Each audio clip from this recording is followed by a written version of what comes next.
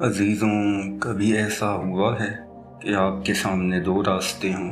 ایک راستہ وہ جہاں سب لوگ کھڑے ہوں، اور دوسرا راستہ وہ جہاں حق ہو مگر آپ کو اکیلا کھڑا ہونا پڑے۔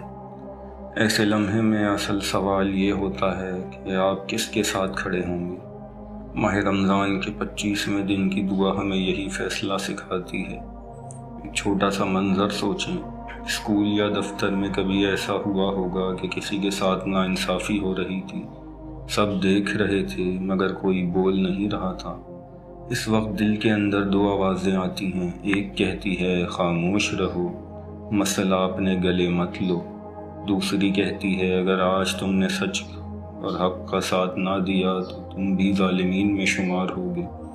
یہی لمحہ انسان کے کردار کو ظاہر کرتا ہے، اور آج کی دعا ہمیں یہی سکھاتی ہے کہ ہماری وفاداری کس کے ساتھ ہونی چاہیے۔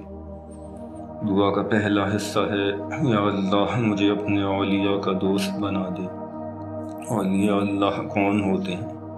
وہ لوگ جن کی زندگی اللہ کی یاد میں گزرتی ہے، جن کا قول خدا کی یاد دلاتا ہے، جن کا عمل خدائی رنگ رکھتا ہے، جن کے کردار میں صفات خدا نظر آتی ہیں، جن سے کرامات صادر ہوتی ہیں۔ وہی 14 معصومین اور ان کے سچے پیروکار جو دوسروں کو بھی اللہ کے قریب لاتے ہیں۔ سوچیں، اگر ہمارا وقت ایسے لوگوں کے ساتھ گزرے تو کیا ہمارے دل نہیں بدلیں گے؟ ایک سچا دوست کبھی آپ کو گناہ کی طرف نہیں لے جاتا، وہ آپ کو بہتر انسان بناتا ہے۔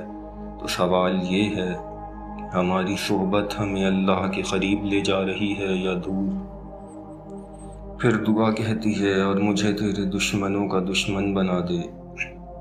یہاں دشمنی سے مراد نفرت یا جھگڑا نہیں، بلکہ اس کا مطلب ہے کہ ہم ظلم، جھوٹ اور ناانصافی کے ساتھ کھڑے نہ ہوں۔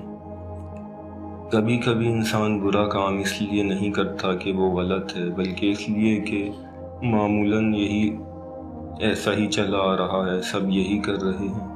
لیکن ایمان ہمیں سکھاتا ہے کہ اگر حق ایک طرف ہو اور پوری دنیا دوسری طرف، تب بھی مومن حق کے ساتھ کھڑا ہوتا ہے۔ پھر دعا کا اگلا حصہ ہے، مجھے خاتم الانبیاء کی سنت پر قائم رکھ۔ رسول خدا صلی اللہ علیہ وآلہ وسلم کی سنت صرف عبادت نہ تھی، ان کی سنت اخلاق تھا، رحم تھا، انصاف تھا۔ وہ دشمن کو بھی معاف کر دیتے تھے، یتیم کے سر پر ہاتھ رکھتے تھے اور کبھی تکبر نہ کرتے تھے۔ سوچیں، اگر ہم واقعی ان کی سنت پر چلنے لگیں